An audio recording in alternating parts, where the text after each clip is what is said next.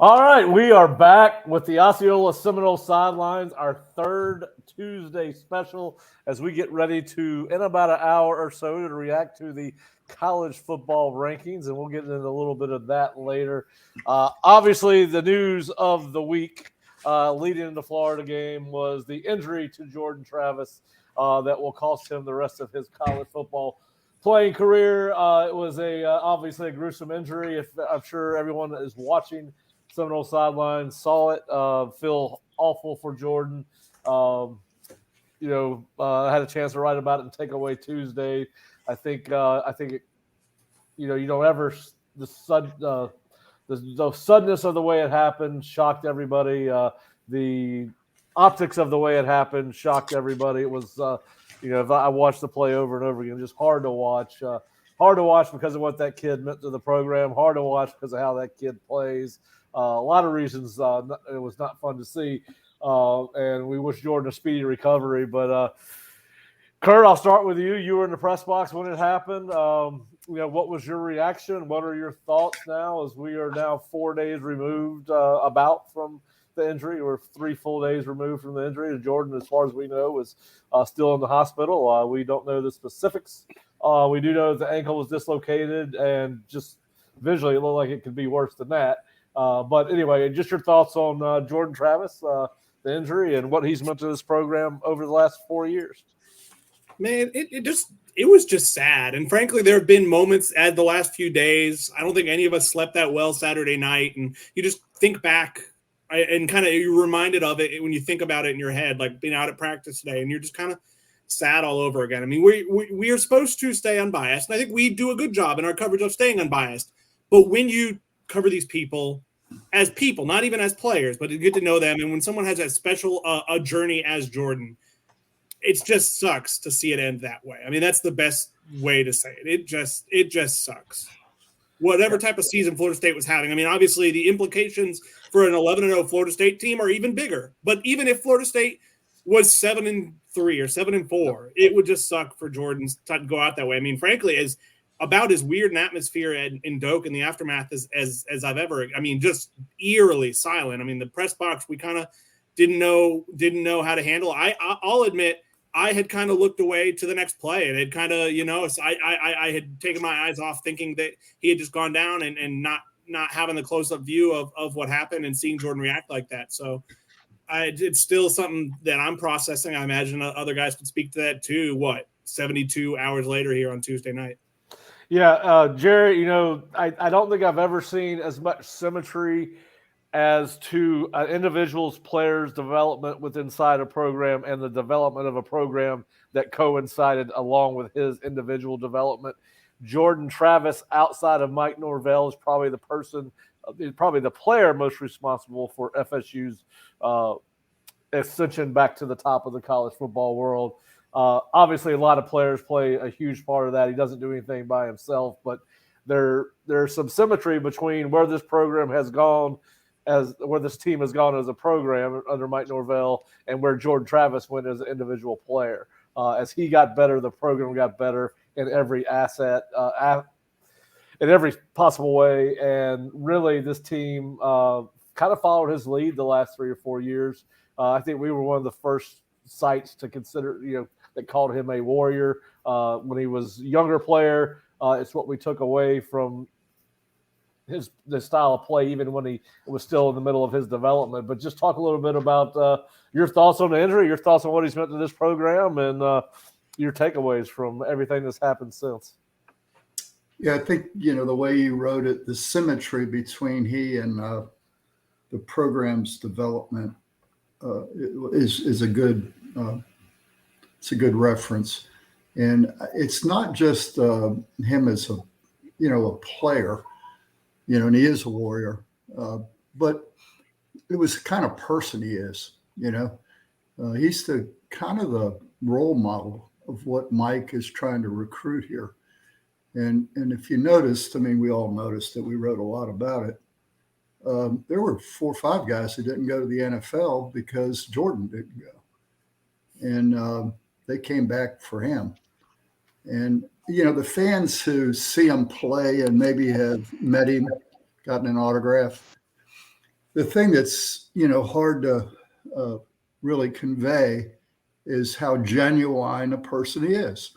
Mike keeps saying it, we keep writing it, but if you haven't met him and you haven't seen him over a span of time, it may be hard for you to imagine that he is that real.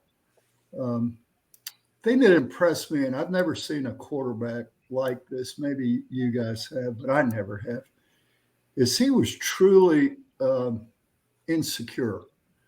He was a kid that when he first got here and he was struggling, had it not been for a conversation with Mike Norvell, he probably either moves to a different position or transfers, if he could have. I think he might have quit football. Or quit football. I mean, the guy is real. I mean, he has the same insecurities that we all do. And I think that's why we're able to relate with him on a different level. And I think that's why the players were able to relate with him on a different level. Mark, obviously, one of the things that stood out to me was he was a kid that he gave everything on every play. You don't see that. And you don't see that in the NFL anymore. You don't see it in college football anymore. I'm watching the Florida-Missouri game before we started this and doing some evaluations on Florida. And you see kids loaf. It's embarrassing. Jordan Travis, and the play that he got hurt on signifies it. Did not matter who the opponent was. He was trying to get every inch he could on that play. And that's one of the things that we loved about watching him play. He had extreme athletic ability. He could throw last 2 years he's been awesome as a passer. Always had this dynamic ability to make plays with his feet and with the ball in his hand. And those are all great traits. I compared him to Darren Holloman, Charlie Ward, and Kes McCorvey, and Amp Lee, and Peter Warwick, and Warwick Dunn, and so many others that have played at Florida State, where he could just make people look silly. But the thing that I will miss about not getting the chance to see Jordan Travis play the next 2, 3, 4 ball games is the fact that he did play like that. He played like a linebacker, even though he was in a 5'10", 190-pound frame or whatever. Maybe 6 foot. I don't know.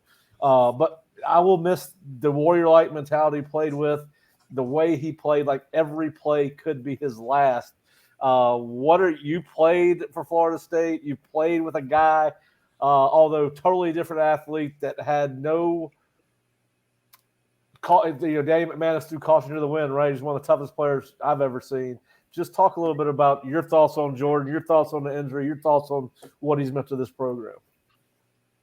Yeah, I hear warrior being thrown around a lot. I think as a coach, you look at a guy like that and you say he's the ultimate competitor, right? He is the ultimate competitor. He in that I think embodies his attitude as a player, but like everybody keeps talking about, and you just see the kind of person he is. And look, knowing his story, knowing where he came from, where he was when he first got here in terms of as a quarterback.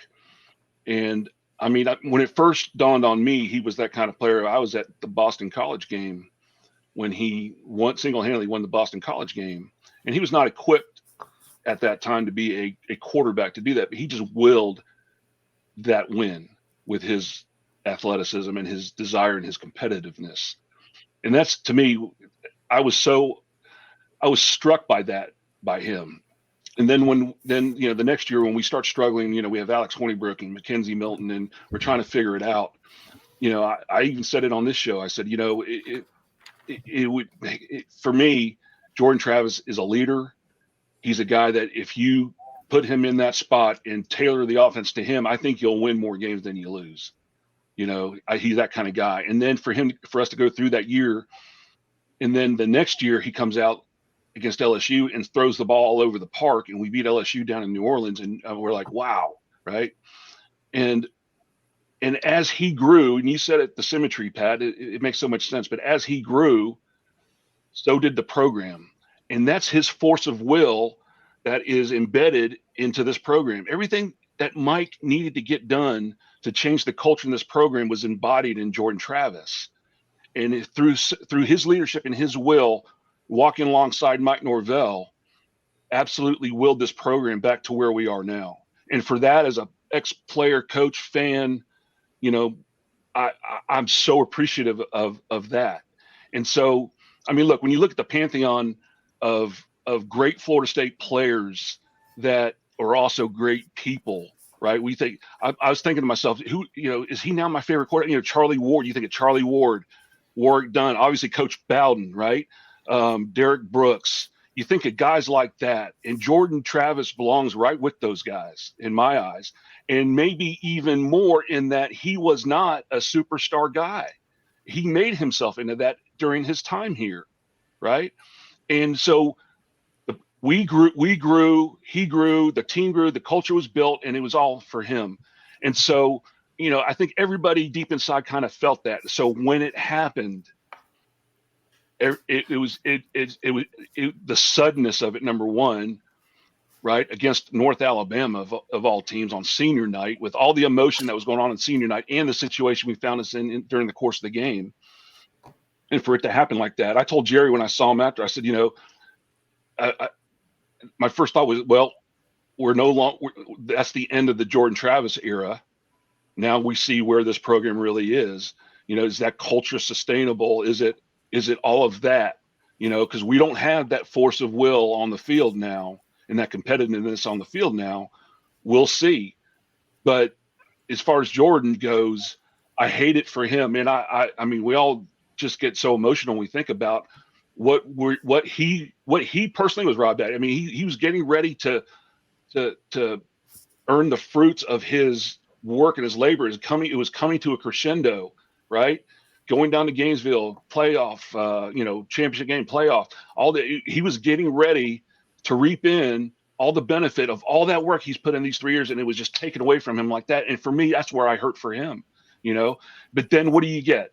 You get the story of Mike Norvell going down there and him telling, I'm good, coach. Tell everybody I'm good. And deflecting all the angst and all that. He didn't feel sorry for himself in that moment. All he could think about was his team. And that, to me, right there, just embodies who Jordan Travis is. And, you know, that's going to be a big hole to fill. And maybe in the short term, we can hold on to that. And it could be an inspiration for this team to galvanize around. And we all hope and pray that that's exactly what happens. It appears that is what is happening, you know, from the little bit I can see and what I see on social media and what I hear Mike say and the coaches say, you know. So, yeah, I mean, it is definitely a blow. But you know what? We got to, you know, move forward. The show goes on, you know, the show goes on, as they say, and there's work to be done. And it's going to be really interesting to see. But I think, you know, now is it a rallying point that, you know, the leader goes down. How do we respond? And if this team is built to respond, and we've seen it a ton, I'm encouraged. Well, Mark, you know, the old parable about whether you look at it as Johnny Appleseed or the wheat. While Jordan was here, we attracted a lot of kids who related to him and to the culture that Mike is trying to build. So hopefully some of the kids he attracted here are like kinds and will sustain that in years to come. Yep. And listen, we got a comment from Jim. And Jim, we do appreciate you watching the show, and hopefully you will continue. But we did feel like it was appropriate to address Jordan's injury in this forum. We have not had a chance to do that. And if you watch the show, and if you see the byline on top of the show, you do know that we are moving on. But Jordan Travis is a instrumental player in Florida State's turnaround, and you certainly have to give him that due respect. And so it was important that we address this. And the fact that he is still leading this team from his hospital bed and giving this team moral support and supporting Jordan Travis, Tate Rodemaker and Brock Glenn and the rest of this team says a lot about who he is. And so I don't think that can be discounted. And we felt like it was appropriate to start the show this way. And we have no qualms about that. We have no regrets about that. We want to talk about Jordan Travis, and so we did. And listen, I do think what he's done is remarkable. As you mentioned, none of it's been about Jordan since he's been in the hospital. If nothing speaks to that, is like all his teammates that have been in that hospital room as the pictures starting to come out. But Mark, I'll start with you. There is a time that you have to move on, and I addressed this in Takeaway Tuesday. It's a next man up mentality. Kids are resilient, though, Mark. I know every kid and every coach in that locker room took this injury hard. And Mike even alluded to the fact that it was hard to process on Sunday, that the effects of this were real. But you and I have been a part of staffs where a kid's been hurt. I believe Anthony Wright got hurt at South Carolina when we were there. I know that Arturo Freeman. we lost. Yeah, I remember that. That was a bad one. We lost Matt Grothe at South Florida, up 58-7 against Charleston Southern. We ran him. Next thing we know, our season's over. We end up going to the bowl, but obviously, so we've all seen it. But kids are resilient, right? I mean, after we lost Matt Grothe at USF, 2 weeks later, we come to Florida State and beat Florida State, a team that we should not have beat. But just talk about the resiliency of football teams, football players, football coaches. Well, right. So to the watcher's point, Jim's point, he didn't do it all by himself. We get that, right? But Jordan was kind of a get out of jail free card. Shortcomings in the offensive line, not being great at times. He make 3 people miss and you get a first down or a touchdown, right? Complementary football, sustaining drives helps rest the defense, all those kinds of things. And, in the back of your mind, you always knew we had a chance to win the game when Jordan was in there. That being said, these guys, there's a lot of talent on this team.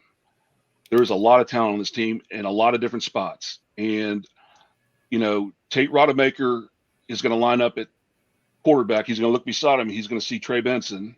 He's going to look outside one side. He's going to see Keon Coleman. He's going to look on the other side, look at Johnny Wilson. He's going to look over here and see his old high school teammate, Jaheim Bell, right? I think that's pretty good. He doesn't have to do it all by himself. He just has to do what his job is. And he doesn't have to do anything more than that. If he does that, we're going to be okay. Offensive line is going to have to, find a way to run the ball against a big Florida defense that can run. That's going to be inspired, right? They're going to have to find a way. Defense is going to have to, do what they've been doing, quite frankly. They're going to have to, do their part. So it's a team game, yes. And but what the games are going to look like is going to change, and we got to understand that. And going and moving forward, but kids understand that. And if everybody just does their job, that mantra that Mike always says, "This is about us, not anybody else," is true. And I think those kids know that, and they've been trained that way. That's the good part.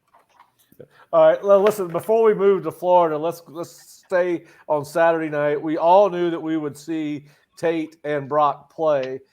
We had no idea that those reps would turn out to be as impactful and the evaluation of those reps to be needed right away.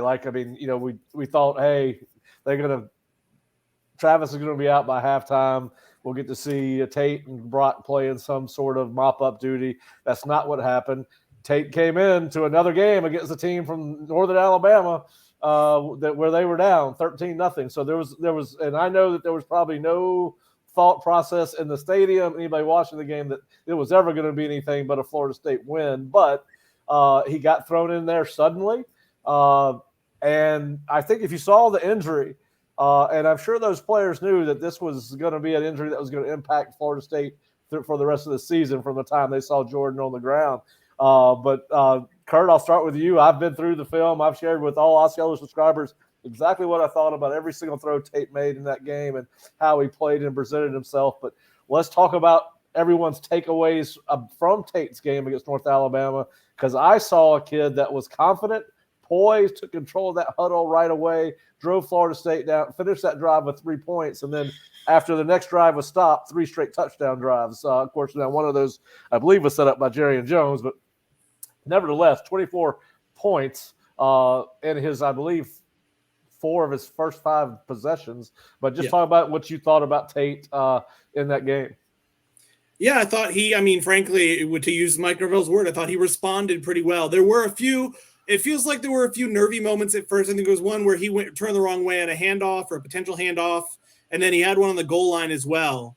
But really from there, after that first drive, I think he got the chance to go to the bench to talk to Tony Tokarz in the headset. I'm sure Mike Norvell talked to him, and I really thought he settled in very well from there, like you said. I mean, I think and truthfully, that's what a fourth-year guy, even if, I mean, he doesn't have a ton of starting experience or a ton of playing experience, that's what a fourth-year guy against a team like North Alabama should do. But I thought he managed the game well. I mean, I think, frankly, he completed 13 of 23 passes, but I think that stat line's kind of not a testament to him. I mean, there were a few drops. He did throw 2 touchdowns. He found Keon Coleman for one, found Johnny Wilson a few times, found Jaheim Bell. Thought he really spread the ball around to all the weapons you would expect him to, and was definitely competent enough to give you a little confidence going forward. Obviously, things about to get harder for him, but I think he gives them a chance the next few weeks, and that's really all you can ask for. I mean, when you lose a guy like Jordan Travis. Yeah, listen, I had him down for 2 bad throws. The throw to Keon across his body was a mistake. The throw to Ja'Kai Douglas on the crossing route, if the safety had his eyes on the ball as opposed to the receiver, that's an interception. But listen, when he got flushed out of the pocket, the vast majority of the time, which he was under constant pressure, which surprised the living daylights out of me, he has shown development and maturity by getting rid of the ball. Now, it's going to be a different beast against Florida, as you alluded to. But, Jerry, just your thoughts. You and Mark were up in the Champions Club, I believe, possibly watching the game together. But just your thoughts on Tate's performance on Saturday night against North Alabama. Well, in that little preview thing, you were the one who wanted us to write it about what player do you want to see play on Saturday against North Alabama. You know, my first player I selected was Tate Rodemaker, and I wanted to see him play when the game was meaningful, not with the third team line. I wanted to see what he could do with Coleman and Johnny Wilson and Trey Benson. I had no idea that, that it would unfold the way that it unfolded, but I wanted to see how he would respond with the ones. And we got to see a lot of that. What I saw, and I'll just add on to what Curt said. I didn't disagree with anything Curt said there.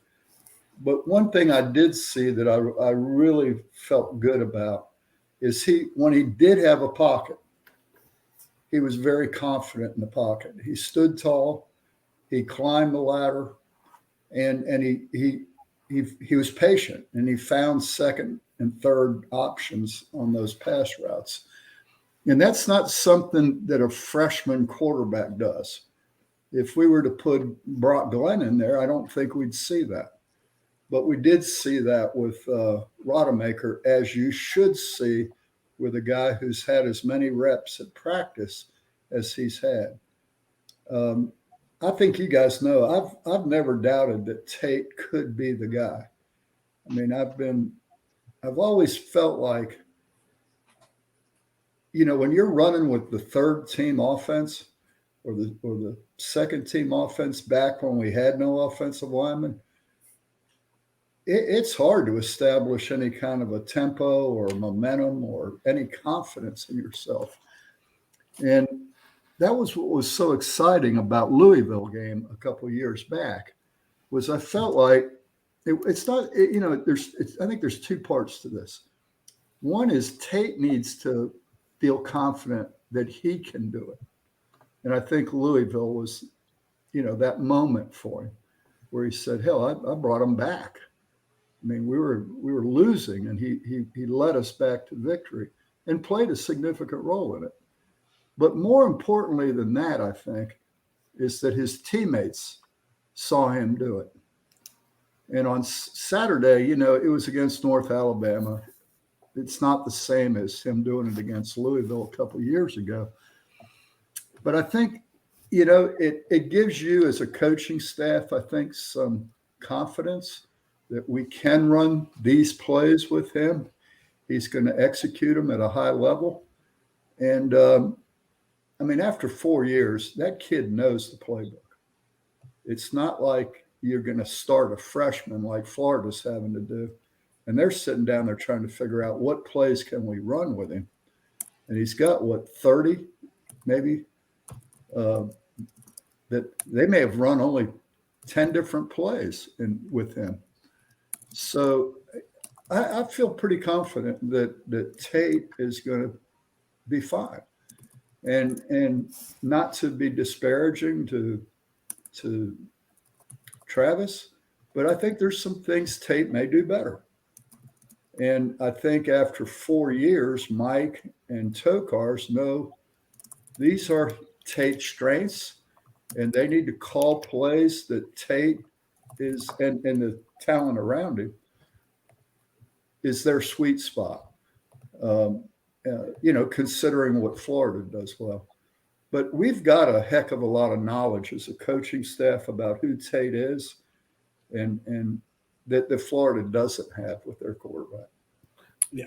Mark, what were your thoughts after watching Tate for basically 2 quarters, really? I think they put Brock in the game with about 12 minutes to go in the fourth quarter and really kind of shut her down. Yeah, no. I saw a guy that knows the offense. Look, playing quarterback is a real intricate thing, right? It's more than just calling a play and running a play. You got to call protections. You've got to point out, side adjustments. You've got to make reads. I mean, you got to get us in the right plays. Sometimes, plays are usually called, say, hey, either or as we used to call them or whatever. But you know what? We're going to call a run. We're going to run into different looks. We like this look better than that. So we'll opposite the runs. A lot of times when you see backs switch sides. I mean, so getting us in the right plays, checking off, these reads, you got to make. So all that stuff that, you have to do as a quarterback takes time to learn and develop, and especially when you're in a system. Well, he's had 4 years of it, to Jerry's point. He knows it. So now they just got to tailor the offense to his strengths. And I feel very confident they'll do that. They're also going to go to Tate. Hey, what do you like best? Right. They'll, I remember Mark Rick sitting in there with the quarterback, Charlie Chip and Dan, and like, hey, here's the game plan. Circle the plays you like best. And he'd have them circle, these, I like this versus this, and third down, I like this, and so, they have those meetings. And I know every quarterback does that with their, primary play caller.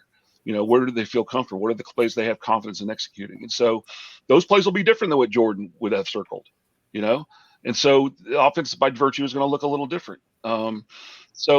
But still okay. I mean, we have a tremendous inventory of plays. I mean, this offense is pretty diverse. And I have no doubt that he can execute it and do it. And to Jerry's point, he may do some things even a little better. He's got a really good arm. That one throw he threw to Portier down on the sideline, that was a heck of a throw, man. That was a bullet. That was a rocket. And a hell of a catch. And he's got that in him. We saw him do it in Louisville. The other thing is, he can run. Now he doesn't have the short space quickness that Jordan has. So that can be, we just have to accept the fact that he's not going to get out of some of those things, and we may take a sack or have something bad happen from something like that. And that's just the way it is. But then by the same token, when he does get out in the open field, when he stretches his legs, he can gain some ground and get some yards. Right. Yep. So it's a good problem to have when you have your backup guy have, fourth year junior, that can execute the offense, have mastery of the offense. That's, to me, is the most important thing. And so I think, like I said, I'm okay. I'm curious to see what this offense looks like, and I'm excited to see the production that it'll have. Yeah. Well, I got a follow-up question for you, because I've always said in these types of games, the only thing you're really going to take away, now obviously Tate's a different story because of the situation with Jordan not being there anymore. So his reps became a little bit more important, not that they weren't to begin with. But my biggest takeaway from a critical perspective was the way the offensive line performed against UNA. And I think that, I know everybody's talking about Tate, and the focus is going to be about Tate and how this offense changes, which I think it's only going to change a little bit. I mean, you got to get the balls to your playmakers. Those are who they are. That's not going to change. Maybe they weren't running Jordan a lot in the dedicated run game anyway. He's not going to be able to run that anyway. That's what I'm saying. He was not running the ball very much anyway. So you don't have to change a whole lot. But listen, I had FSU giving up pressures or sacks on at least 10, and I gave them a credit on one because Tate kind of stepped up into the pressure, probably a little bit too close. But, the offensive line, Mark, was not very good on Saturday night. Was that a byproduct of who they played? Are they regressing? What's going on with the offensive line? I don't know. I suspect that they're pretty beat up, and I think there's guys out there that maybe are not. I know they're not 100%, and that it definitely has an effect on it. And coupled with the fact that you had all the pomp and circumstance of, the last game and all that was going on, and then you had a less than opponent. I mean, I tell the story on here before about, my senior year when, we beat Auburn in Jordan-Hare, came back here, played Furman, and then the next week we had Florida, and I got fired in the second half because I was playing so bad, right? After I had played a great game against Auburn, and I played a great game the next week against Florida, So I'm gonna chalk it up to it being, lack of mental focus, maybe some guys that are beat up, guys playing less than, and and just say, what, those things happen. And I know we haven't been great in a lot of areas for a balance of the year, and it hasn't been a strong point for us. But it doesn't matter now. We got a game against Florida. They've got an opportunity. Hopefully we see guys like Rob Scott and hopefully Mo's okay and he can play. But Darius, I thought he's okay at center. But you're right though. They got to elevate their level of play against an athletic front. At least the outside guys, guys that can run are on that field on the other side. And you know what? North Carolina, they're slanting and just doing all this pissy little things that kind of frustrate you as an offensive lineman. And sometimes you're just like, I got to put up with this today. These little piss ants. It's like playing in a service academy almost. They just they're fired up, and you're just kind of going through it. And then I think with Jordan happened. So yeah, I'm going to chalk it up to that and have all the confidence in the world. They're going to come out and they're going to play their best game on Saturday. Well, and I think that Florida gives them a chance to play better because this is not the Florida defense we're accustomed to seeing. 100th in the nation in sacks made, 113th in tackles for loss, 93rd in total defense.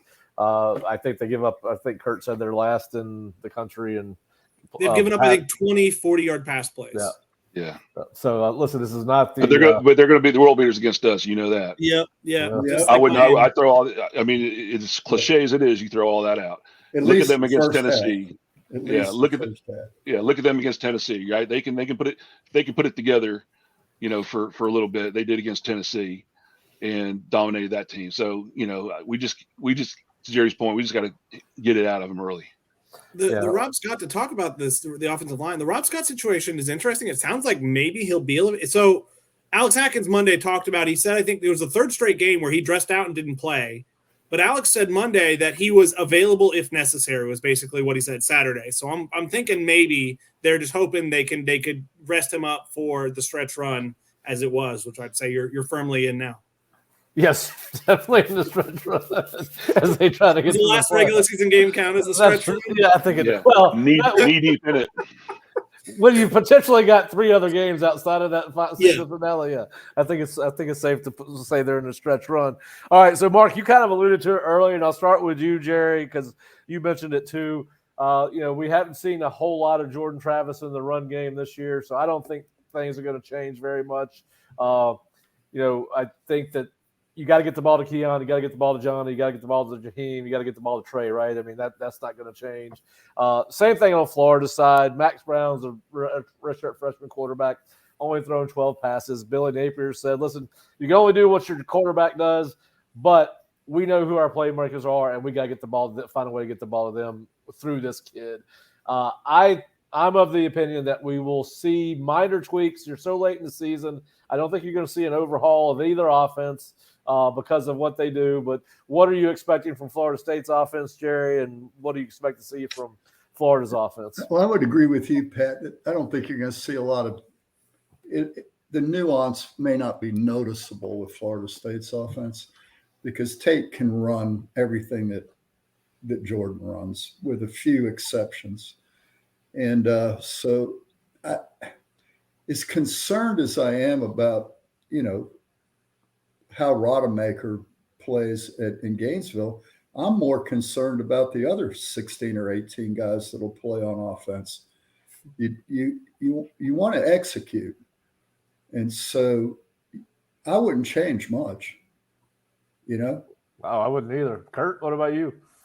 No, I agree. That's the thing is like a lot of what you did with Jordan. I don't think Tate's going to run like the speed options that they were running some against Miami, but Tate can run read option competently. Tate can do pretty much everything.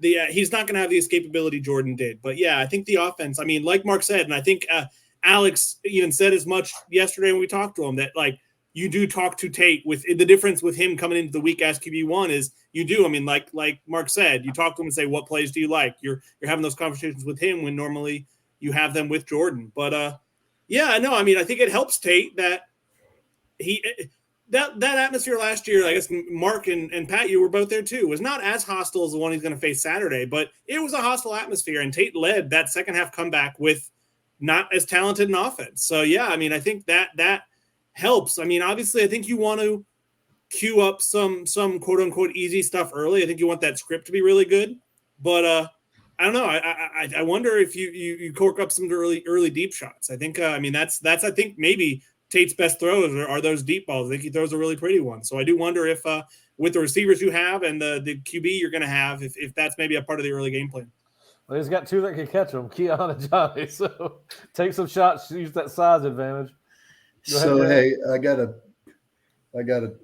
mention this. During the game, I had a guy sitting about 8 or 10 rows behind me, and every play, he was screaming for Norvell to run Jordan, run Jordan, run Jordan. And then as soon as Jordan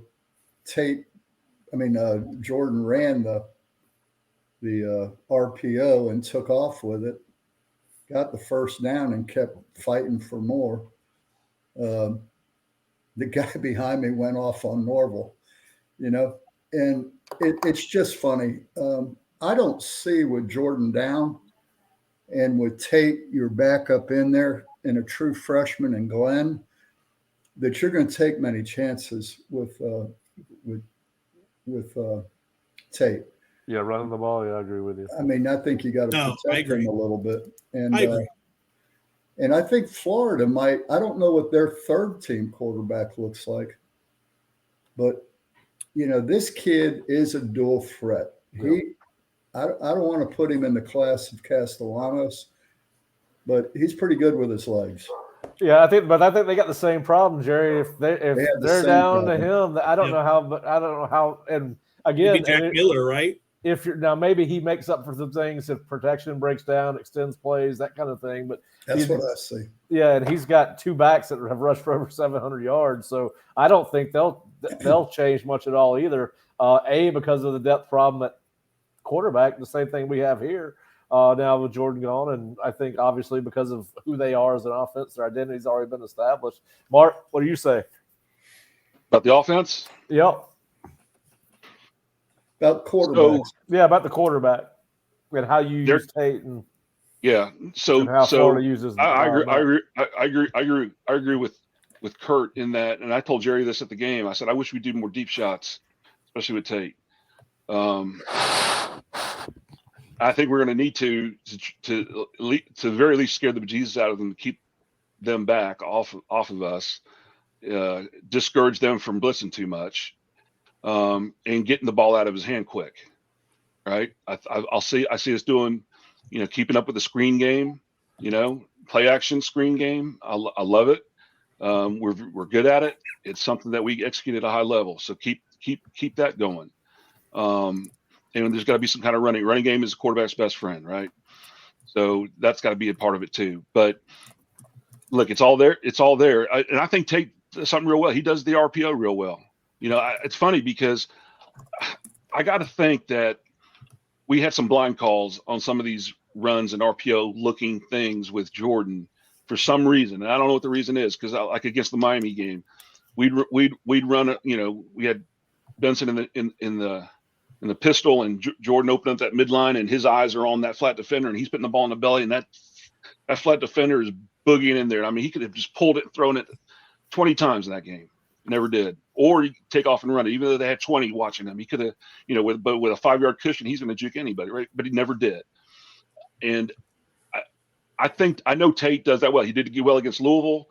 I think he hit a couple the other night. where he sticks the ball in Benson's belly, pull it out, hit that slant if that flat defender wants to come and stick his nose in there on the running game, try to fill that extra gap. I think that's a high percentage throw for Tate. So find those high percentage throws, those things he reads good and keeps get the ball out of his hand quick. Because like I said, his short space quickness his escapability is not very good, and that's okay. Just get the ball out of his hand, and I think there's going to be a lot of that. As far as Florida goes, they're going to do what they do. They're going to try to jam it down our throat with those two backs. They're going to do a lot of one thing about Napier is he likes to dial up about 10 or 12 shots a game, right? So he's going to have those shots, and it's all going to be based off of the run action. It's going to be run, reverse pass, run, deep shot, funny formation, run, shot. I mean, it's those things. Again, same kind of thought. Take a lot of eye candy, right? We were very susceptible to a lot of eye candy earlier in the year. So with them, you're going to see a lot of eye candy, a lot of shifting, motion back, orbit motion, all kinds of things.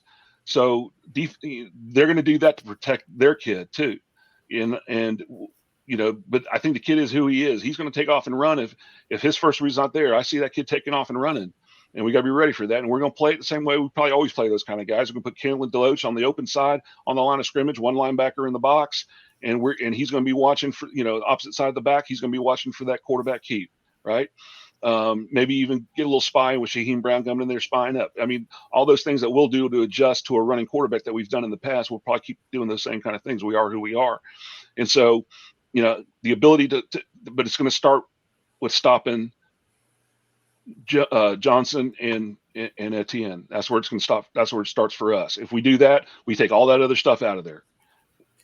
I think it has to be similar to kind of the second half versus Miami approach. Obviously, Emory's not, I don't think, nearly as mobile as Max Brown is, but I think it's a lot of stack in the box to not get beat by traditional run, and I think it's a lot of blitzes from atypical places to really mess with their eyes and really keep them on their toes. Yeah, I think Florida's got a problem with Florida State's defense if Adam continues to do what he's been doing, which is bring pressure from the second and third level, whether it's pass, run. They are ranked 100th in TFLs allowed, 112th in sacks allowed. Despite, they do have a good passing offense with Mertz, 29th. They're 78th running the ball.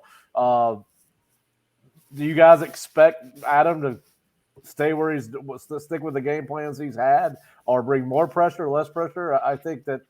I think Florida, like I just said, they do something that the last couple of teams we've played haven't done a lot of, and that's the eye candy stuff, like Clemson does, like LSU did and burned us, some teams have done in the past. And I've made the comment here the last couple of weeks that we've seen to have cleaned a lot of that stuff up in terms of miscommunication, but we haven't seen a lot of the shifting motions, all that stuff pre-snap that they're going to do. So that's going to be interesting. I suspect he's going to keep it simple early until he gets a beat on what it is.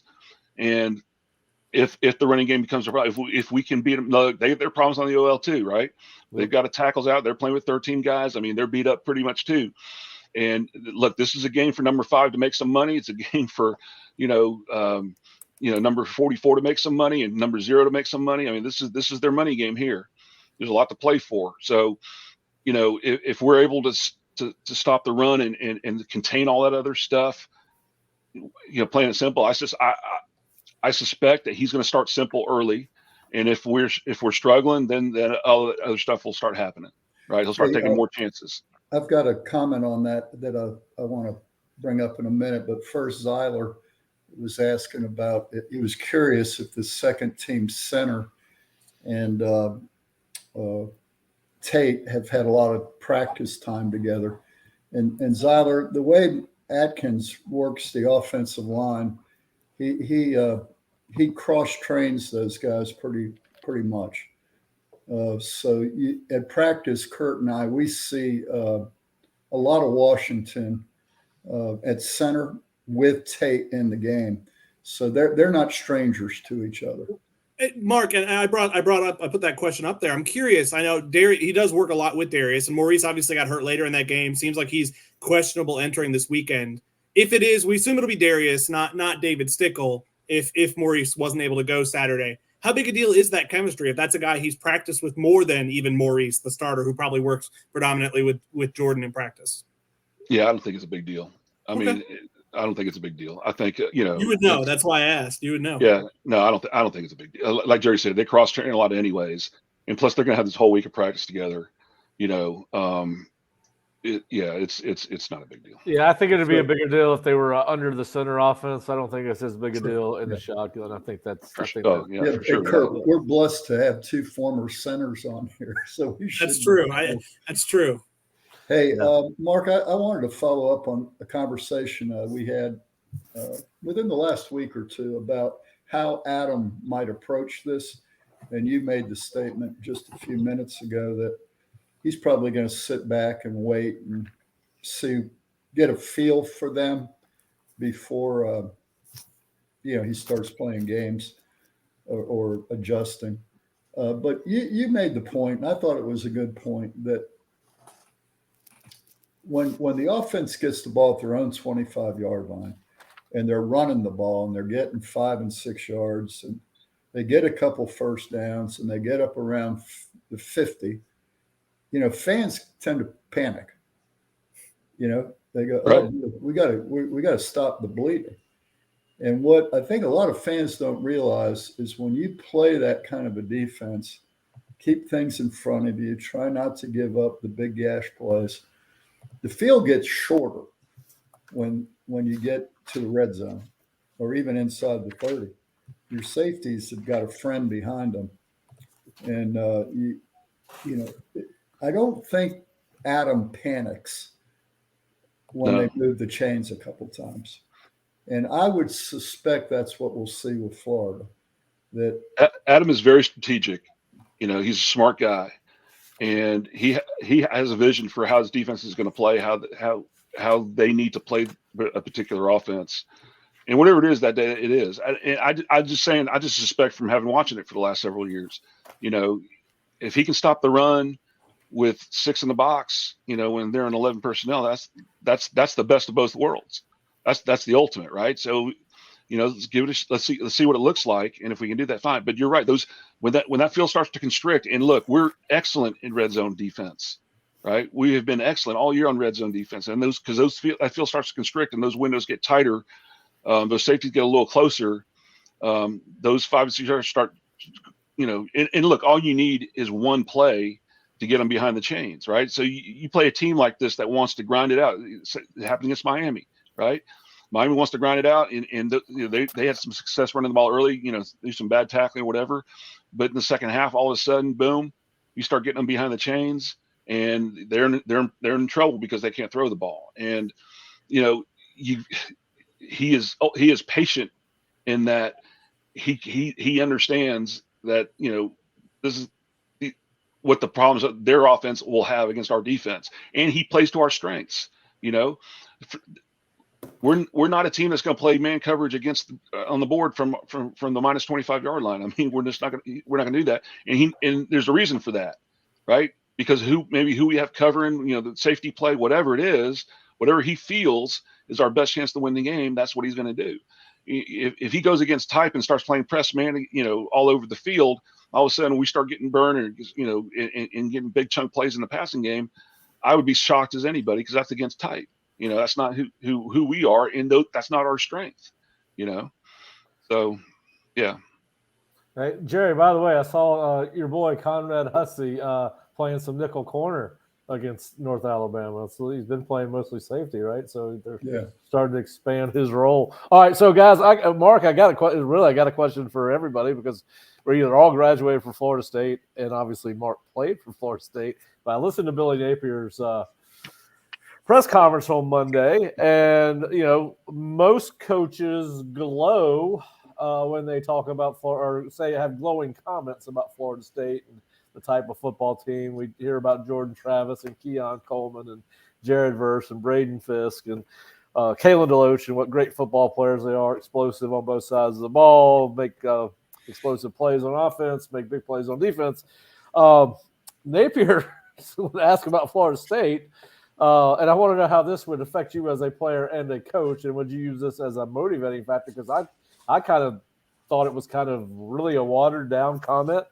It was the quote was FSU is a well thought of football team.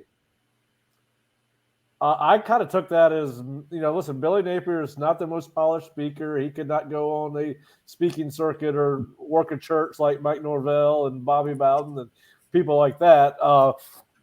But a well thought of football team. As a former player, and would that motivate you that you're the fourth ranked team in the country, fifth ranked team in the country, depending on what poll you're paying attention to, and the only one that matters is fixing to drop here in about 5 minutes. But how did you take? I don't know if you guys saw that comment, heard the comment, but I found it odd that you would refer to them as a well thought of football team. I thought it was a shot. Obviously, the unspoken comment that he's saying there is, well, they're well thought of, but I don't think much of them, right? So, look, underestimate us at your own peril. That's my response. And as a player, look, there's plenty of motivating things that would motivate me about this game beyond what this coach says at a press conference. There's enough there. There's personal stuff with other players. There's guys that you don't like. You don't like the school because the way they recruited you, maybe, or didn't recruit you. In my case, there's any number of factors that would motivate you other than what he says in a press conference. I promise you. Jerry or Curt, do y'all have any comments on what he said as far as that? It's funny. Yeah. His quotes are interesting. It's funny. He also, I think, got asked like what he thinks of how the season has gone or something. The last quote in your transcript on the Osceola.com, where he kind of was like, yeah, I think like we could win, we could beat anybody and we could lose to anybody. And it's been an up and it was kind of just like a very like, he has some interesting comments. Frankly, as there's been that roller coaster of a season down there, it's gotten kind of contentious with the media at times. He does not especially appreciate, it feels like, some of the questions coming his way. But I don't know if that's like his strength, like it is some coaches. Well, he's not wrong. He's not wrong in that. No, he's not. He's right. They could beat anybody. They could lose to anybody. But that's an indictment on him for not getting the most out of his team, right? And they've been and can really continue to be a mess. And like it would not be shocking at all if there's a moment where they have a special teams mess or a who knows what kind of mess. The longer they keep just having that roller coaster, there've been more ups, I would say, than the Willie Taggart era, but the comparisons are there for sure. Well, look, here's the deal. Here's the deal. And it's we do things that good football teams do to win games. Yep. That's where we are. We don't get a lot of stupid penalties. We don't have a lot of substitution errors. We don't throw a lot of interceptions, fumbles. We don't turn the ball over. We don't do those stupid things that get you stupid penalties that help lose games. Fact of the matter is, they do, and he's right. That's where they are right now. And we were at that point. Not in Miami does same thing with Miami, and we were that 2 years ago. How many times do we come on here and say if we just would get rid of that stuff, we'd have a chance to win games, and we have gotten. What's that? And if we would fight and not quit. Fight and not quit. Yeah, 100%. Fight like that. And so we do that. That's why, even though we've lost our leader, that has carryover, right? That has carryover. We're not going to do stupid things. Now, Tate may throw a pick here. He's just whatever happens there is fine. But as far as those like pre-snap penalties and that those organizational things, late hits. We don't do that kind of stuff. And that oftentimes is the difference in a ball game. And Billy Napier can sit here and pontificate about, where his team is and all that stuff about, this and that. But truth of the matter is that's coaching. Yeah, I think they need to have Billy on like a hard 10-minute limit. He's one of those guys. Listen, I like Billy Napier. I don't have anything against him just because he's a Florida coach. I like watching his teams at Louisiana. I've been following him since Clemson. But listen, I will say that was at least candid and honest. I don't he was honest with that answer about the fact that they could beat everybody and they could lose to everybody. I thought that was kind of refreshing. It was not typical coach speak, but yeah, that was one of his last questions he answered before they started asking him about the portal and recruiting and how this game will be impacted, both those particular things. But go ahead, I want to ask a question. Yep. We're talking about a rivalry game, what Bill McGrotha used to call the game. And Mark, Pat had brought up the thing about things that get a team, emotionally ready to play or fired up, whatever the word you want to use is. But what are the things that going into this rivalry game, if you were to speak to the team or you were to speak to the coaches, what are the things that are important with emotion for this game? What are the things that are important with emotion in this game? I think the same thing that we talked about going in Miami. You got to control that. You got to control that emotion, control that energy. You do want to be pissed off. You do want to be fired up, but you got to channel it the right way. You got to make sure that you're only exhausting that energy on plays, not between plays. The things that we saw against Miami gets a personal foul penalty called against them in Florida State for running their mouth. Florida State obviously not doing. I think they had 3 penalties for 35 yards against Miami. I think those are the kind of things. I think you want to be focused. I think, as Mark said, there are enough things. You played against these guys in high school. You were recruited by both programs, or you weren't. But I do think coaches are always looking for that additional edge, right? What's going to get? What might would that quote motivate Braden Fist? Maybe you don't let everybody else on the team. But I do think that it's controlled emotion, and I do think that you want to stay who you are. And I think, listen, everybody's a creature of habit, right? And Florida State, as Mark said, has created some really good habits. So it would be out of character for them to get caught up in wasted energy type things where you're jawing with somebody or hitting somebody late just because you're fired up. But Mark, you've been in this situation more than I have. Well, it's the antithesis of what happened last week. You got to bring intensity and you got to bring focus, right? And the intensity is that emotion channeled into what is you have to accomplish during the course of the game. And the focus is not letting the extraneous things, the emotion and all that stuff affect your thought process, reaction time, where your eyes are supposed to be, all that stuff you have to do to mentally play the game in the right way, right? But it's going to be amped up. There's going to be a lot of, they're going to be very emotional and intense, and you've got to match that intensity, but it's got to be in the right way. And I think we did a great job of that against Miami, I thought. And to Miami's credit, they did it too. That it was not near as much of that stuff as I thought there was going to be in the game. In this game, I have no idea. I think they could go that way for them for sure, because their back is against the wall. They're going to come out fighting, swinging. They're going to try to get every edge they can. If that means, they're going to try to get in guys, faces and do a bunch of stuff, fine. You know what? F you. I'm going to go back to the huddle. I'm going to get you the next snap, and then and I'm going to embarrass you on national TV. That's the attitude you got to have, right? Selection show just started, guys. I think they're about to start announcing. Yeah, and I think they ran a banner that said Mike's going to appear at some point on the show. I think that's true. I had heard that. I think that's. I haven't had that confirmed, but yeah, I think that is. All right, so before we get started with the rankings part of it, I'm not going to ask you for who you would have ranked in your top 6, but where do you guys think Florida State's going to end up being ranked this week? And Mark, where do I think? Yeah, I think they're going to have us at 5. Okay, and I think I've heard it ad nauseum. Washington's beating beating Oregon State, a top 12 team in Oregon, just kind of put them over the top for us. I mean, look, our schedule, they haven't held up their end of the bargain, and it is what it is. Frankly, I really don't care, because here's the deal. An undefeated Power 5 conference champion is in the playoff.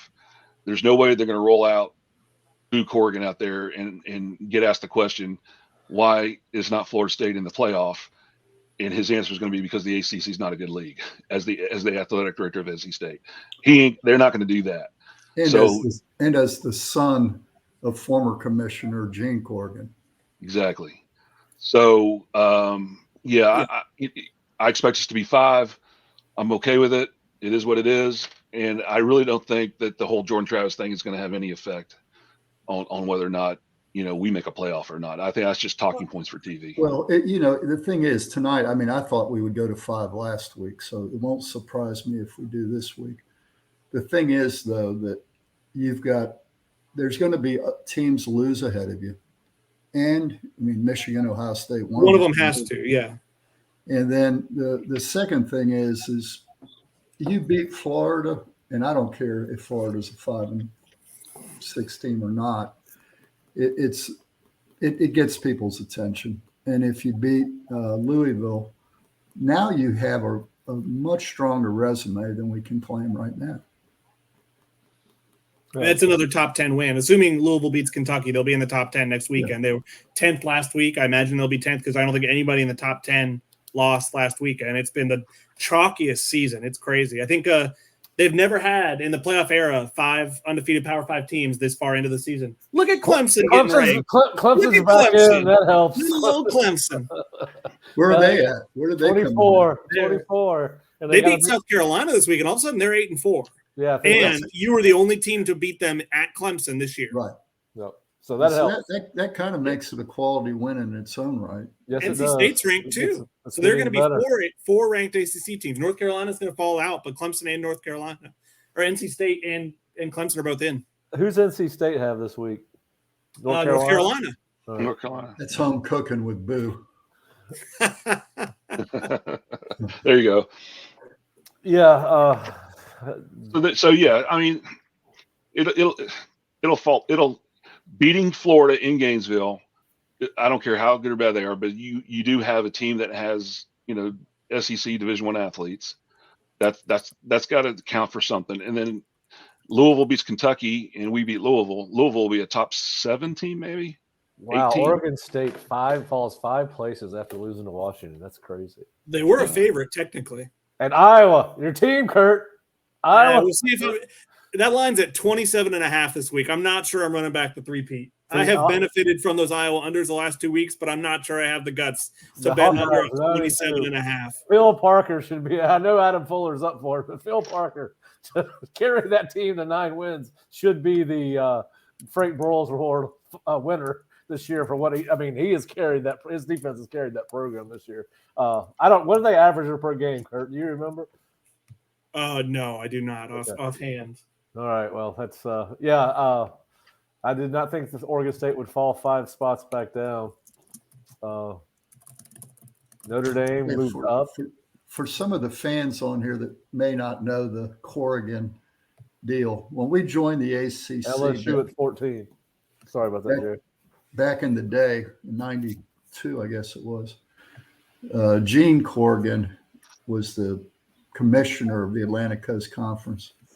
And he was former Notre Dame AD and took over the reins for the conference and came down here and impressed everybody. He's a class act. And Boo is his son. And Boo was just graduating college at that time. And so Gene got him a job here at Florida State. So Boo worked at Florida State as a marketing guy in our marketing department. That was his first job. I didn't know that. So there's some history with Boo Corrigan in Florida State. So if Florida State's still 4, that's why. Yeah. And what I'll say is the case for Florida State at 4 is Florida State is higher in a lot of the metrics. It's higher in FPI. It's higher in SP plus. I think the computers, even with the wins Washington has, think Florida State's a better team. Obviously, I don't think the computers can factor in the Jordan Travis of it all, and that has to be – it's not factored in of whether they're in the conversation or not, but it has to be factored into the chances of Florida State winning their next 2 games for sure. I mean, you don't just replace somebody like Jordan Travis. Well, we do know, as we talked about on Monday, we do know that the committee does take injuries into account, so it doesn't help Florida State. But no. To your point, Curt, if they take care of business and they take care of it convincingly – maybe that helps eliminate some of that argument against Florida State. All right, so let me ask you this. Let me ask you this. If we barely beat Florida and don't look really good doing it, is that a strike against us? because of the eye test, or is it about the result? I think all of that would affect if they win both those games is the seeding. To me, it opens the path for maybe a one-loss team being ahead of you. But like you said, I just don't see you getting left out. I think that you got to take into account that it's a rivalry game and you're on the road. I think looking back, I think a close loss against Louisville hurts them worse than a close win to Louisville hurts them worse than a close win at Florida. Even against the top 17. Yeah. Louisville's still at 10. They did not move up any, despite beating the Hurricanes. Hey, let's be honest with each other. If Florida State goes out and plays well against Florida, and Rodemaker plays well, yep, our confidence in this football team is going to go up. I agree. I mean, the eye test applies to every one of us. And listen, their confidence is going to go up. If we go out there and stink it up, and Rodemaker doesn't look like he's the guy, that's going to affect our viewpoint too. Yep. And I totally understand the case that some people will make of, I'm not sure Florida State with Tate Rodemaker is one of the 4 best teams. But at a certain point, what the wins and losses have to matter, And I mean, you will have enough of it's almost better, I think, in a way for Florida State that they'll have 2 games to be able to prove what they can be under Tate. Like if Jordan got hurt late in the ACC championship game, depending on how things broke down, and you didn't have that sample size with Tate, you almost wonder if the committee would hold against him more just because of like the unknown. I would agree. Yeah, and listen, I don't think Florida State, as Mark's alluded to, you guys have alluded to, they got some football players on this team. I don't think this team is just going to all of a sudden crumble and look not even resemble themselves. I do think that I think the closer we get to the end of the season and after championship weekend, I think they're going to probably dive a little deeper into their analysis of these teams. Obviously, we've got a game this weekend that's going to eliminate an undefeated team in either Ohio State or Michigan. And Florida State could end up right back in the top 4 next weekend, depending on how it looks against Florida this weekend. So I don't think it's over, but I think we're going to start once we have the totality of everyone's resume. Like when you look at Washington, it would be hard for me if I was on this panel to keep Washington out over Florida State because they played 4 ranked teams. Florida's got now Florida State's got 2. Clemson helps. And they need Clemson to stay on there. All right, Oregon 6. So we're still in front of Oregon, as they should be. I still can't believe they got Alabama behind. Mark, you'll remember this as a coach at FSU. I like our chances of getting in the playoffs a lot better right now than I did in 1993, right after we got beat by Notre Dame. Right. That took a freaking miracle for Boston College to beat Notre Dame. Well, we might get one or 2 of those in the next 2 weeks. Who knows? You know what I'm saying? Absolutely. I mean, so it's same. When we lost that game, it was like a funeral. Right. And then I remember we were on the field warming up, getting ready to play NC State, and that result came over the loudspeaker, and everybody just all of a sudden it just ramped up. It was like, what? And then we end up beating NC State like 70-0 that day. I mean, it was. Well, listen, it's very feasible that Oregon State could lose to beat Oregon, and that gets the Ducks out of the water. Texas Tech has beaten Texas before. 2-loss Texas Washington State could give Washington a game. You need Louisville to beat Kentucky to stay as high as ranked as they can be. Where it gets hairy is Alabama beats Georgia, I'm about ready to predict that. You can't rule out Auburn beating Alabama. You can never rule that out, and especially with the week Auburn just had. I mean, that's a motivating factor. I know I just got the eye roll from Pat. I don't expect it, but that is a rivalry where you can never count it out. Jared Kill just handed Hugh Freeze his ass. He did, and that's a heck of a motivator going into Bama. You can spin it any way you want. That's right, Kurt. I don't agree with you. Hey, listen, I think you got a more legit argument. I think you got a more legit argument with Georgia Tech over Georgia than you do Auburn over Alabama. Spoken I don't think I agree Alabama fan. Oh no! Yeah. Listen, I'm not by any means picking that, but I think the possibility must be addressed. I mean, is that any crazier than Boston College beating Notre Dame? well, it would take something like a kick six to make it happen. And how many times are those going to happen in one Punt, night? Bama, punt. No. Yeah. Well, it could happen. You're right, and we see crazy shit happen every week in college football. And it is a rivalry game, and we're due for the craziness. This has been the chalkiest season. All right, here they come, boys. They got the bracket out. Oh my God, I thought they were going from 5 to 1. They threw Georgia up first. I was like, holy shit, how's Georgia number 5? No, yeah, they know the drama is 4 versus 5. Oh, okay. Well, that tells you right there if they did that. I tend to agree. I think they're telling on themselves a bit, but we'll see. The top 3 should be the same. It's about 4 or 5, and I tend to think. I mean, we all thought coming in they were going to. And again, I don't think it's about Jordan. I think it's about, Washington's beaten 3 straight teams that were ranked at the time. The last one on the road as an underdog, technically, I mean, that's noteworthy. Hey, speaking while we're waiting, I've heard a couple things today. That Harbaugh, this was Urban Meyer and Ohio State too. Urban Meyer and Colin Cowherd talking that Jim Harbaugh may not be back next year, and that Brian Kelly could have interest in the Michigan job. Wouldn't that be something? Oh my gosh, just job hopping. Yep. He does not strike me as a Michigan man. They're gonna have to swallow some pride if they're about their whole Michigan man traditions if they're hiring him. A lot more Michigan man than an LSU man. Maybe, yeah. Does he have a Michigan accent? I think he could pull it off. He probably has a house on one of the Great Lakes. He'll go too far west and end up in Fargo doing that accent. Not a lot of difference between a Michigan accent and a New Hampshire accent. He doesn't even have a New Hampshire accent, does he? That's where he's from, yeah. Here we go, Michigan 3. All right, Michigan 3. So one of those. And he coached at Grand Valley State, right? That's where. That's true. He won like 4 national championships at Grand Valley, something like that. Right. 3. Yeah. He seems like a good pick for that job. It's very funny how much drama they're building over something when literally if all these teams win next week, 4 or 5 right now doesn't matter because Ohio State or Michigan has to lose. That's just so funny to me. They're building over all this drama. I mean, they're playing to this long time waiting to talk about who's 4. Let's see who 4 is, and it won't matter in a week's time if everybody else wins next week. Well, they got to fill almost. They got 14 minutes to fill, or I think 14 more minutes. Yeah, well, they got a Mike Norvell interview. They got a Boo Corrigan interview, and we're all hanging on every word with bated breath.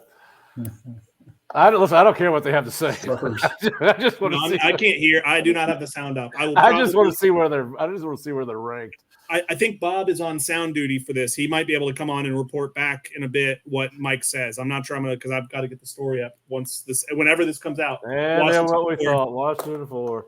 All right, so no surprise there, right? And they've kind of earned it. 4 ranked team wins or 4 wins over ranked teams. They're perfect on the season. They've probably got the Heisman Trophy front runner right now. And there's Florida State, number 5. All right, so obviously Ohio State, Michigan play this weekend. Somebody's going to lose that game. I think, would it be safe to say that we all expect Florida State to be back at number 4 this time next week if everything goes to chalk and Florida wins, Georgia wins, Washington wins? Yeah. So the only way that wouldn't happen, given that scenario, is if they think that the team that lost, say Michigan and Ohio State, play a really close game, and they don't want it. Say Michigan beats Ohio State, and they let Ohio State fall to 4. But I just don't see that happening. Well, Jerry, it could happen, but then you're going to have that 13th data point, right? You're going to have that championship game that we're going to play, that the winner of that game is going to play. Yep. Washington's going to play, and Georgia's going to play. Right. And they're one of those. So they may do that. Upset. They very well may do that. But now we're going to have an extra data point, and they're not. And that has traditionally weighed a lot in their mind, right? To put a one-loss non-conference champion in it would really go against type. I mean that's. Yeah, so Mike, I don't fret over this. I just no, I don't either. Just not fret over beating Florida. Beat Florida. Yeah, the story I just published, this doesn't change anything long term. No. I think Washington should be ahead in terms of resume, ahead of Florida State right now. But if Florida State wins the next two, we all think they'll be in because one of the teams ahead of them has to lose, and it's entirely possible another one does. Right. And listen, Washington's probably got Washington and Georgia probably have the two most difficult championship games. You got Georgia's going to play Alabama. Washington's going to play Oregon. That Washington-Oregon game was extremely close the first time they played. It's probably the best game of the year so far. And then Georgia, as Jerry has pointed out, Alabama is playing as good as any team in the SEC right now, even Georgia. And although Georgia seems to be really that quarterback really seems to be playing really well. Tennessee, they were light work for Georgia. Where's the Washington-Oregon game played? I believe that's played in San Francisco, right? Is it San Francisco or is it Vegas? Vegas. They're going to Vegas this year, I believe. Are you talking about the first one, Mark? I'm talking about the championship game for the Pac-12. Oh, I think it used to be in the 49ers stadium. It's at Allegiant Stadium in Vegas. In Vegas, yeah. So they've moved to Vegas. It sounds like a road trip, Salva. Let's do it. What they ought to do is just have all the conference championship games out there on Friday, Saturday, Sunday. Now, this is interesting. You see what they're doing now? They're comparing Florida State and Michigan. Yep. Yeah, well, listen, I think that's probably that's Michigan a more did favorable great Saturday. That's a more favorable comparison for Florida State than against Washington, I think, just because of the strength of record. I'm a little surprised Michigan's still ahead of Washington. They did not dominate. They did not dominate Maryland. They borderline should have lost that game. Well, JJ McCarthy has not blown me away. Yeah, I think the knock against Washington, you and Jerry have pointed out several times in our conversations, is their defense just has not played well consistently. Yeah. I think that I do think that's true. And of course, the Washington State game's it is not going to be quite as cracked up as it was earlier in the year when Washington State was in the top 20. Now they're kind of floundering, although they did take care of. And when I say they don't play well, they're ranked like 112th or something. Yeah, in defense. I mean, I will say, Jerry, do you see? I think it might have been the week you called out their one-dimensional offense. You saw their running back had a huge game against USC. Yeah. You motivated him. Yeah, that's right. So maybe, look at it this way. Two things might motivate this. Being fifth, I mean, every player knows that. They got to get it. They got to show up and play in Gainesville. That you've got a chance to make a showing now, and you got a big stage. Second thing is, I'd be a little pissed off is why is it Georgia, Ohio State, Michigan, Washington, but they just used Florida State's initials? That pissed me off. That's the motivator. Don't let the players see that. I mean, we're Florida State. I'm saying there's any number of things for every individual that motivates somebody, right? Especially when they put you at fifth, everything should irritate you. Right. It could be Fresno State University. Jerry's not worried about where they're ranked. He's worried about how the name is being misidentified. Come on, man. We're Florida State. Misidentified. Yeah. I remember when we first started the Osceola back in '82. I had a subscriber that every time we used FSU, I got a hate letter from him. We're Florida State, and so I guess I'm sensitive to that. Although I use it all the time. Primed up to be the motivational speaker at practice on Friday. Tomorrow practice. Get Jerry out there and get him talking to the boys, getting them ready to roll. Yeah. Bob's backstage. I wonder if he's getting ready for a Norvell report. Norvell hasn't been on there yet. But. No, I think he's going to be right before Boo. But they did promote it before the boy. I was hooked on phonics there. They did promote it before the show started. So I think he's been on the PR warpath. He did. I know All ACC with David Hale and Andrea Adelson yesterday. He's definitely been on the warpath of promotion.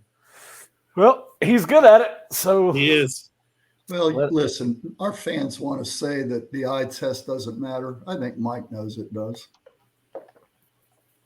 Yeah, and I think he understands that they've got some deficiencies in the teams that they've played. As far as Duke didn't have Riley Leonard. Is that going to get magnified?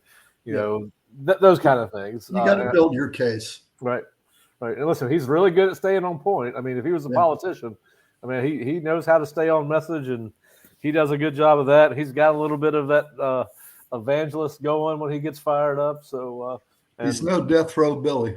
No, he's not. Death Row Billy.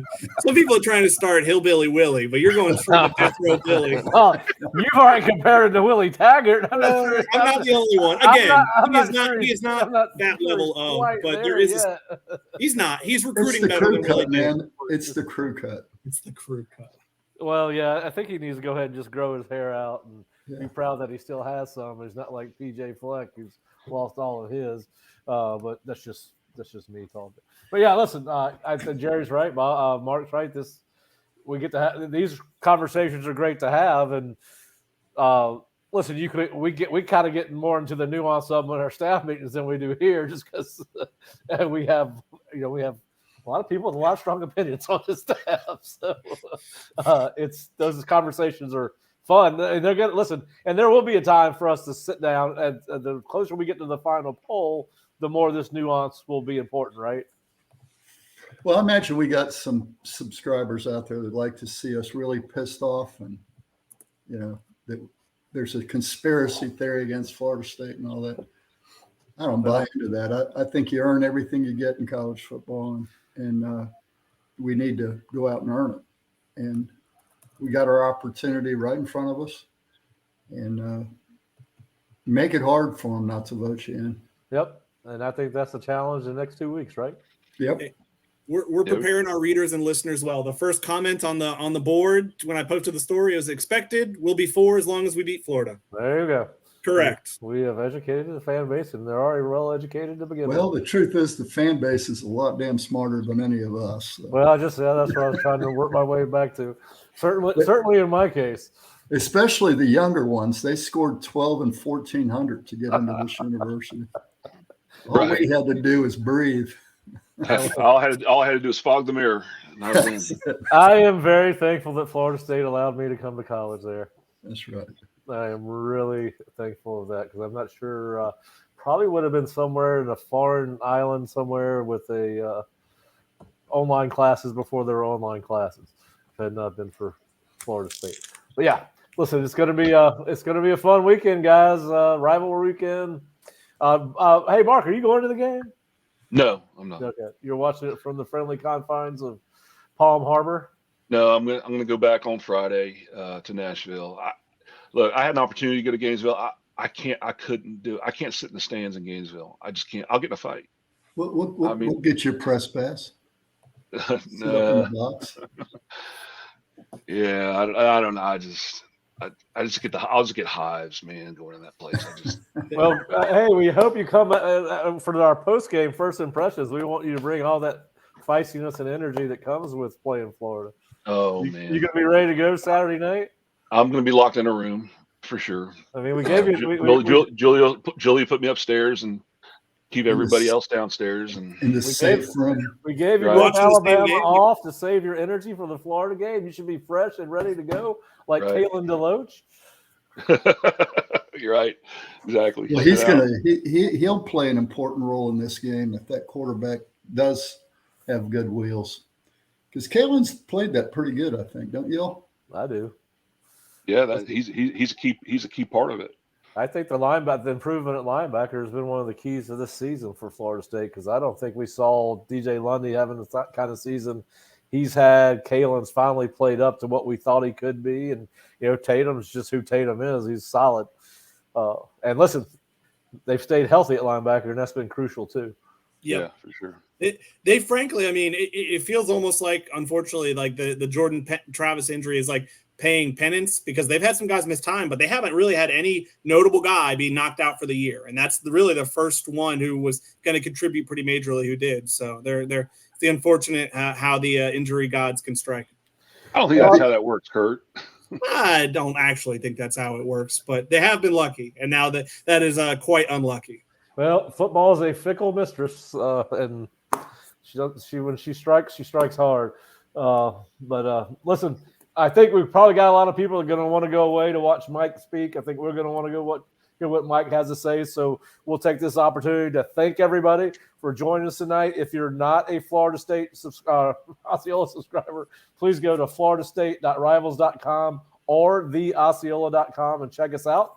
If you're not subscribing to our YouTube channel, which you're watching right now, please subscribe to the YouTube channel and hit notifications and get all notifications, and you'll get alerts when we get ready to go live or posted post-practice video, those kind of things. So please check us out at floridastate.rivals.com or theosceola.com. We've got Takeaway Tuesday, practice reports from Tuesday.